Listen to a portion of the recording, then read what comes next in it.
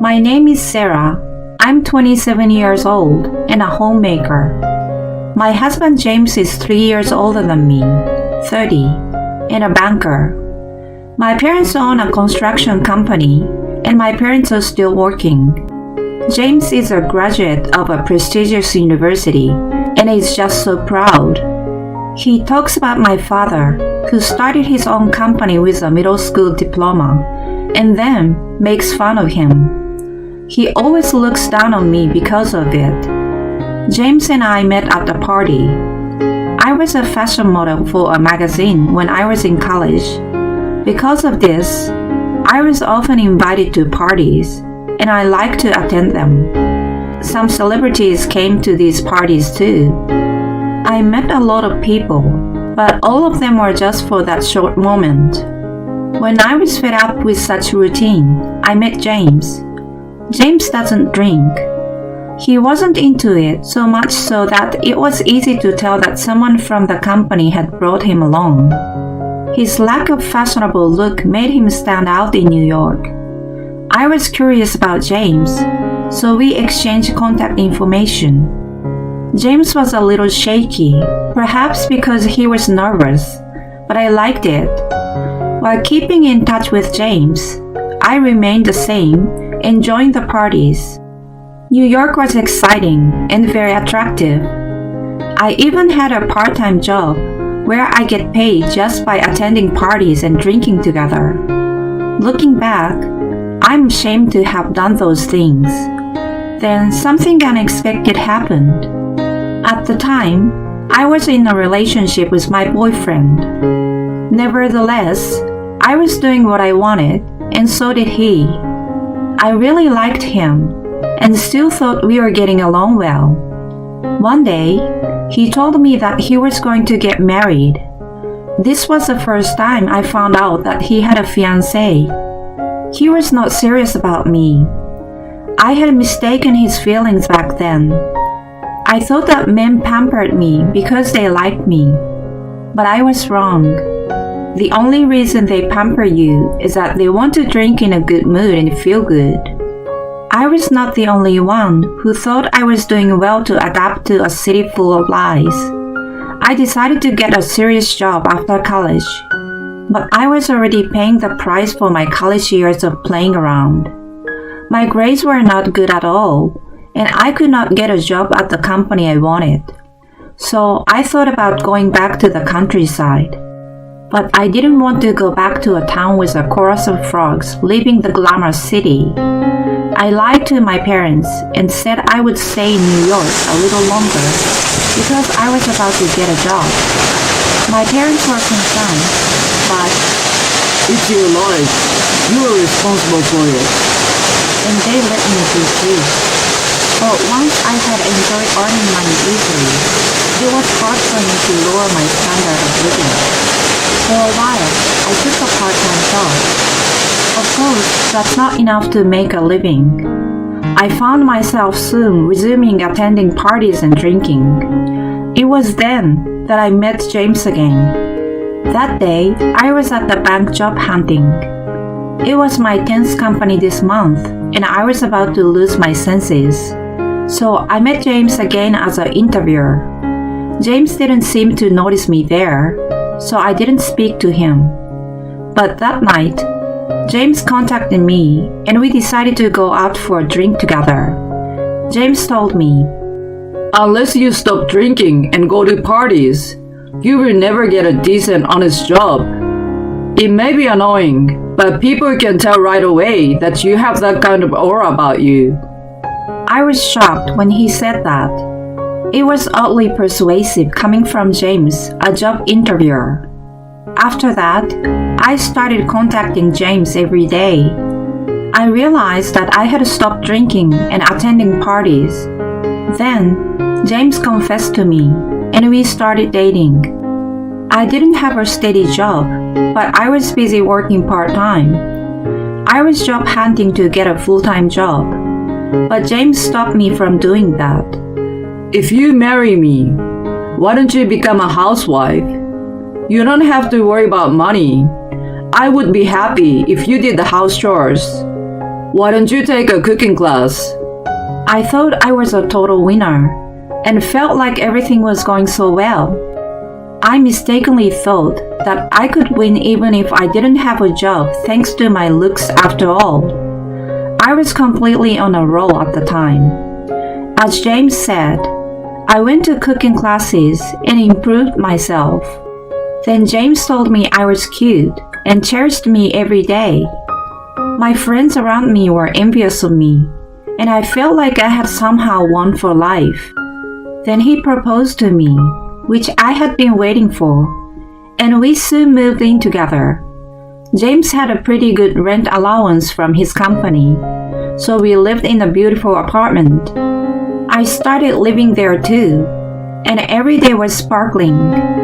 When I told my family about it, they were very happy, and I was glad I didn't have to go back to the countryside back then. Then, we greeted both our families to get married. Coming to my hometown, James, who grew up in the city, just laughed. Who lives in a place like this? I felt kind of foolish, but I laughed at the moment too. My parents own a construction company, so they have a lot of heavy machinery. James had taken a picture of them with his phone camera and put it up on social media. And his caption was also somehow as if he made fun of it. I got angry about it. And James said, It's not bad mouthing. It's just that you're taking it in a distorted way. And then he said, I didn't think that a New York girl grew up in the countryside like that. And then he continued to take pictures of the countryside. I started to wonder if this was the right marriage. Later that day, I went to meet James' family. They snickered when they heard about my college and my parents' occupation. I can't help it. Outside work is for people who aren't good at studying. You must have the strongest luck to marry James even though you have no skills. Well, there is a saying that luck is part of the ability, but don't drag James down too much. That's what my mother-in-law said. I was stunned because I did not expect to be treated like that. I was getting more and more anxious about our marriage, but it's crazy to hesitate now. I don't have a job, and I can definitely make a reasonable living with James, so I told myself that this was fine. We didn't have a wedding ceremony. The reason was that our families were totally different, and I wanted to avoid having all of them in one location. Even when we met face to face once, I felt that his family somehow made fun of my parents, so I apologized to my parents. They are right. So it doesn't matter, and I'm used to it because I often encounter such senses doing this job. I felt sorry for my father, who laughed and said that. I really respect my father for making this company so big, even though he is the first generation. He never blames me for my inadequacies. If you have any problems, you can always come back to me. I would be very happy to have an office worker, and I'm happy to work with Sarah. He always welcomed me and respected my decisions, even if my future husband is rude. As long as you are happy, that's fine of course, so don't care what they say. But if he says anything to hurt you, I will get angry. That's all he said. I couldn't achieve anything, even though he looked such good care of me. I couldn't tell my parents that I had been drinking and attending parties and earning money by doing that. I vowed at that moment to live my life in a way that I could be proud of myself from now on. James and I then got registered and became husband and wife. Every day, I made James lunch, did the house chores, and waited for him to come home. I was a nobody, trying to be the best wife I could be for James. But James changed after we got married. James didn't like anything I did. He would say, That's why people with different backgrounds hear different values. He also took his work stress out of me more and more. And the hardest thing of all was that we couldn't have children. We wanted to have children as soon as we got married, but we couldn't have children as we had hoped. We went to the clinic to run some tests, but we couldn't find any problem, so we continued doing our best. 6 months after we got married, we quarreled over a trivial matter. I will never forget what James said to me at that time. I was so unlucky by getting a wife who can't have kids, can't work, and isn't productive. I can live without you without a problem. But then, you would get some support from the States, wouldn't you? You are 100 years too young to talk big to me. That's what he said. This is definitely moral harassment. Whether I was angry or crying, James' rage echoed through the room. I still put up with the thought that I must be getting punished for my past behavior. Then, a good story came to me. My father told me that there was a nice property in my city. He said that a friend of his was going to be transferred, so he wanted to sell his house. When I told James about it, he wasn't too keen on the idea, but we agreed to go and have a look at it. The houses are close to James' office, and my father's friend is willing to sell it to me for half the market price. However, my father had already bought the house. If we don't move in, the house will be the second house of my parents. And he told me, I would be grateful if you would live in the house. A house deteriorates if someone doesn't live in it. You don't need to pay the rent, so why don't you move in? I know you will need money in the future, so I think it would be good to save it now. I soon suggested that to James. I've never lived in a dirty house, so I can only tell you after we had a look into it. And besides, I don't want to owe your parents. I thought, well, that's fine then. I would be more upset if even after moving in, he stays arrogant as he is. I decided to ask my father for the key number, and we took a look together. It is a newer and more stylish house than I had imagined. I was impressed by its luxurious appearance, as well as its surroundings. James was also excited. After all, this is an upscale residential area. James, who has a lot of pride, was very satisfied with the location and the appearance of the house. When we went inside, we were not disappointed. The house is about twice the size of our current house. We were planning to move when we have kids, so it's a little early, but it's ideal. James got excited. Sarah, your dad did a great job. I was wondering what kind of house he was going to show us because he is so rustic, but it's much better than I thought it was going to be. He said, I want to live here. I agreed, but I wanted to pay my father a little rent. I felt too bad to let us live here for free. I told my father that. It's totally fine for you to live here for free. I mean, that house, in my opinion, is not very resistant to rain. I only bought it because I could afford it for the price of the land, so don't worry about it. But I think you should just rebuild the house eventually. He says it's free of charge. When I told James about it, he said, Your dad doesn't understand the value of money. That's great.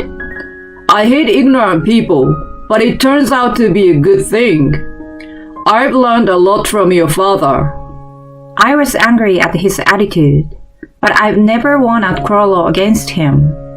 I know that in the end, I will be talked over in different terms and James gets what he wants.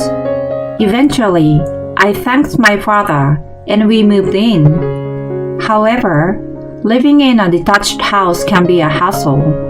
Community rules, garbage duties, and board members' event have added an unprecedented burden to my life. Since I'm a homemaker, I was the one who did the jobs and attended all the events. James seems busy, and I felt I had no choice. James was generally off on weekends. When we first got married, we would have lunch together at a fancy restaurant on our days off. But since about 6 months ago, he seems to be a different person. He started going to work on his days off more often and coming home late. He was never interested in fashion, but now he's addicted to online shopping. He has his phone in his hands all day, and it's weird to see him grinning at the phone. I found it suspicious, but I didn't feel like asking him about that. It doesn't sadden me if James was cheating on me. However, if he did, I was going to make sure he was brought to justice accordingly. Then, just as I had expected, the incident happened. To my surprise, the adulterers stormed into my house. It was a Sunday morning. James was all on his phone that day. Normally, his phone never rang, but today, his phone rang. "You're getting a call. Shouldn't you answer it?" It's okay. It's a work call anyway. I've decided to not to answer the phone today because it's my day off. About an hour after the call, the intercom rang. I looked at the monitor and saw a woman I had never seen before. I asked, "May I ask who you are?" "I'm James' colleague. I'm having trouble reaching James. Is James there?" She talked to me in a very unfriendly manner. My female intuition said that this woman is James' lover. James paled at the sound of adulterer's voice echoing through the house. There was no doubt. I also got nervous. James hurried me out of the house and closed the front door so that I could not hear their conversation. But that idea was naive. I turned on the microphone on the intercom monitor. I can hear their conversation clearly. It's not right to come over to my house. You know my position. I don't reply to you because of this kind of rushed behavior of you. When he said that, the adulterous woman said, "I've put up with it all this time too. Do you understand how I feel? Even if I get fired from the company, I'm fine as long as I can be with you, James." She's crying. I feel like I was watching some cheap late-night drama series. The script seems so easily predictable that even I might be able to write. I thought they were going to hug each other and make up anyway, and that's exactly what happened. I was left with nothing but regret that I had wasted my time on something so uninteresting. I quickly turned off the monitor and pretended I didn't hear anything.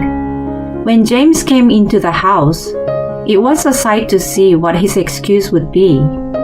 About 5 minutes later, James returned as if nothing has happened.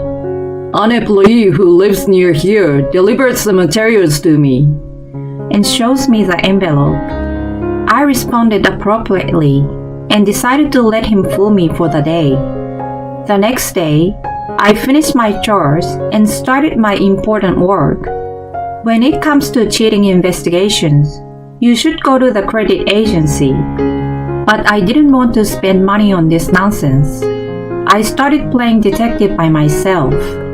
I slipped a GPS into James' cover, and I started watching him all the time. On the third day after I started it, there was an immediate movement. After work, he headed in a different direction from our house. I followed him. He went into the house of the woman he was having an affair with, and he didn't come out for about 4 hours. He told me he was working late, so I'm pretty sure he was having an affair. I caught the two of them on camera getting along. I also made sure to check James' messages on my computer, which tell he is going to be late.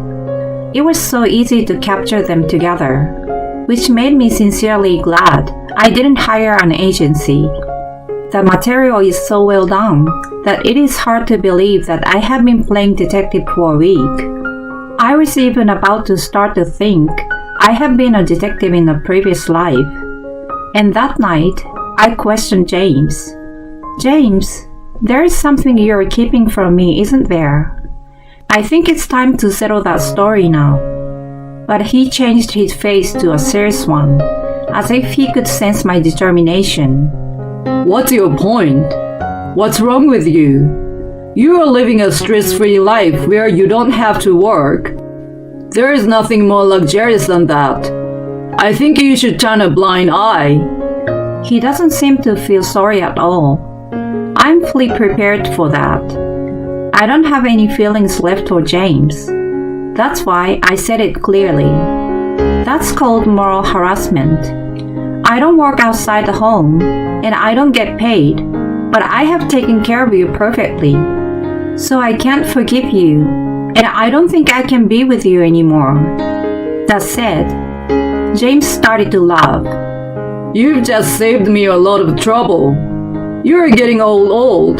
Just divorce me. You're not worthy to be fed by me. There is zero good in it for you. I knew he was probably saying something I should be upset about, but I'm not getting any of the content. I feel like I'm listening to music from some strange country.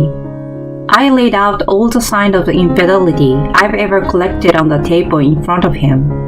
James looks at it and snickers. You really have nothing to do, don't you? Forget it. The time I spent talking to you is just a waste. So get your divorce papers or whatever you're going to do and get it over with. If you're really okay with that. I handed him the filled out divorce papers. Yeah, okay, here you go. Divorce papers. I want it done by the end of the week, so write them down quickly. And this house is my father's, so you have to leave. As I said that, his expression stiffened and changed. Wait, I will take this house. I've told the company that I own this place, so it will be hard to take that back. I will buy it from you at a discount, so you get out. That's impossible. He dares to ask for the house after being taken care of by me, and my father so much more. No. It's not a question of taking it or giving it away. A house is something that originally belonged to the owner. I don't know if you were trying to look good, but you can't do that, so you should give up. Tell the company that you lied to them.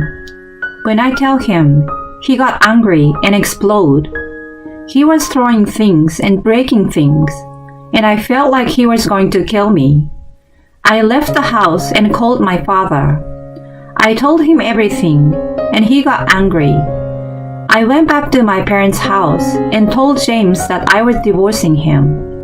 James agreed to the divorce, and it was decided that we would file for divorce on Sunday. Then my father told me, It's a good opportunity. I've rented a storage unit nearby, and we can move James' stuff out there. And we can let everything there that we don't need. So let's clean up and clear out. That's what he said. I didn't get his words, but I took my stuff out as my father instructed. James seems to come home from time to time to get his stuff, but he seems to be rolling into the woman's apartment. I had something I wanted to be done by Sunday. That is to inform the company of the affair. It's not a sweet road where there are no functions. The young woman also needs to be punished for her behavior. I sent the proof of the affair to the company. The next day, I received several calls from James. He must have received the proof of the affair. I'm just telling them what happened. I don't have time to talk to you. We don't need to understand each other anymore, so I won't even try. Let's file the divorce papers on time, and let's both be free. That's all I texted him. The divorce papers were filed on time. I consulted with the lawyer my father introduced me to about alimony and made sure they both paid it. And on this day, my father did the most refreshing thing. My father said he didn't want a house with that kind of seismic insecurity, so he demolished it. James, who didn't know that, was surprised when he came to pick up his stuff the next day. I just left the key to the rental storage in the small mailbox. The woman was left to pay the price for her infidelity.